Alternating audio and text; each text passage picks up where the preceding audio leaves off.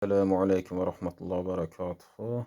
Mana LG 7 kilolik avtomat kir mashinamizda barabanni tozalash jarayoni. Mana nagarlar qaranglar. U baraban mana atrofida zashtnik, plastmassa qosqoni. Mana ochib tashalgan. Kalgon, aragon degan o'zini tozalaydigan. Keyin sirka kislotasi. Qilingan, baribir bo'lmagan. U ma'lum miqdor oladi xolos. Ichini ochib tozalamasangiz bo'lmaydi. Sasiydi, kirga uradi hidlari. Va 4 yil, 5 yil agar tinmay ishlatilsa, tent kuyadi. Ichi chirib ketadi. Shuning uchun buzog'i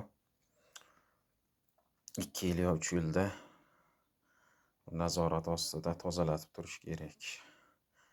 Xudo xolasa bularda endi tozalangan holatini ham qo'yamiz.